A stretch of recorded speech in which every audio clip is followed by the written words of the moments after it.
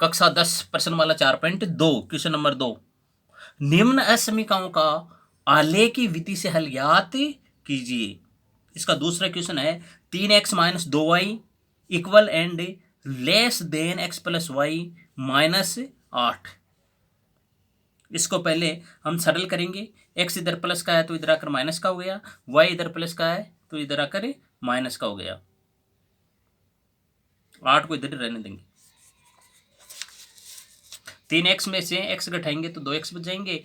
दोनों माइनस के y है इसलिए 2y और -y मिलकर -3y हो जाएंगे। Equal and less then -8।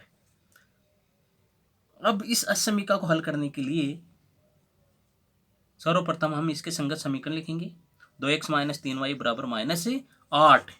अब हम x बराबर 0 रखकर y अक्ष पर कटान बिंदु ज्ञात करेंगे। 2 गुणा 0 -3y बराबर -8, -3y बराबर -8 और y बराबर -8 बटा -3 बराबर 8/3। तो y अक्ष पर कटान बिंदु हमें प्राप्त हुए हैं। y अक्ष पर कटान बिंदु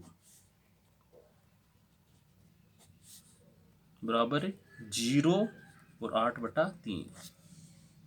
अब हम y बराबर 0 रखकर x अक्ष पर कटान बिंदु ज्ञात करेंगे।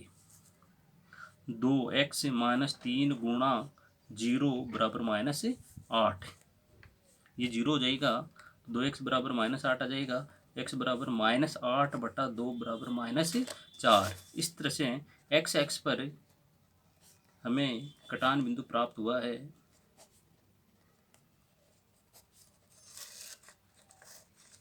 -4 और 0। अब इन दोनों कटान बिंदुओं को y अक्ष पर तथा x अक्ष पर दर्शाकर दोनों को मिलाकर समीकरण 2x - 3y बराबर -8 के संगत रेखा हम ग्राफ पेपर पर प्राप्त करेंगे। इस तरह से y अक्ष पर कटान बिंदु है 0, 8/3। तो x अक्ष 0 हो गया और y अक्ष पर हम चलेंगे 8/3। 8/3 कहाँ आती है मैं आपको बता देता हूँ। 8 में 3 का भाग देंगे, 3 दूना 6, 2 शेष बच गया। तो 2 सही 2/3। पहले हम 2 पर जाएंगे और 2 से लेकर 3 तक का जो खाना है इसका 2/3 भाग ज्ञात करेंगे। वो होगा 8/3। 2/3 का मतलब है इसके 3 भाग कर दो बराबर और उसमें से 2 भाग ले लो। तो 3, 3 6 और 3 9 होता है। तो 3 से पहला भाग 3 से थोड़ा सा ज़्यादा हो जाएगा और दूसरा भाग 6 से ये हो जाएगा थोड़ा सा ज़्यादा। ये हो गया 0 और 8/3 बिंदु। अब हम x अक्ष पर कटान बिंदु लेंगे। x अक्ष पर कटान बिंदु -4 और 0। तो x अक्ष पर चलेंगे, ये -4 आ गया, y अक्ष 0 है इसलिए ये हो जाएगा। अब स्केल की सहायता से इन दोनों बिंदुओं को मिलाकर हम दिए गए समीकरण के संगत रेखा प्राप्त कर लेंगे। यह है दिए गए समीकरण के संगत रेखा।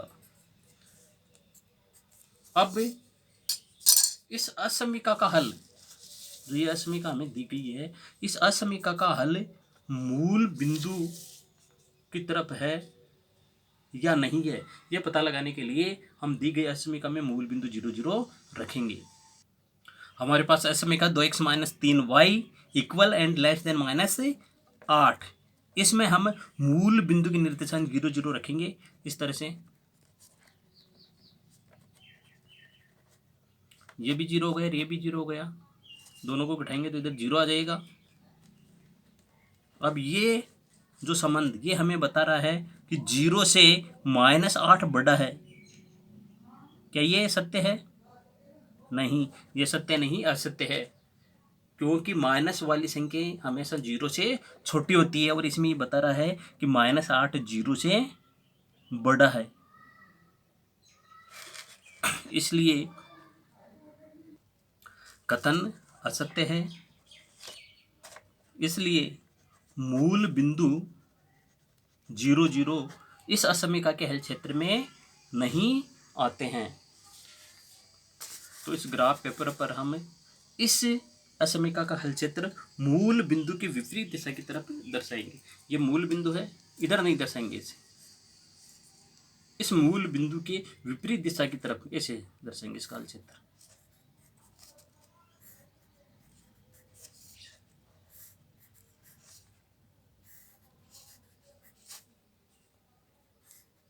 इस तरह से।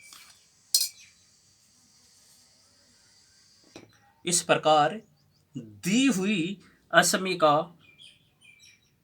का हल क्षेत्र मूल बिंदु के विपरीत ओर होगा, यह मूल बिंदु इसके विपरीत ओर होगा, और सरल रेखा 2x - 3y -8, ये जो सरल रेखा है 2x - 3y बराबर -8 पर स्थित बिंदु भी इस हल क्षेत्र में होंगे, क्योंकि असमीका हमें दी हुई है 2x - 3y equal and less then -8। अगर यहाँ इक्वल नहीं होता तो इस सरल रेखा पर स्थित बिंदु इसके हल क्षेत्र में नहीं होते। यहाँ पर इक्वल दे रखा है, इसलिए इस सरल रेखा पर स्थित बिंदु तथा ये क्षेत्र इस असमीका का हल क्षेत्र है। ये इसका आंसर होगा।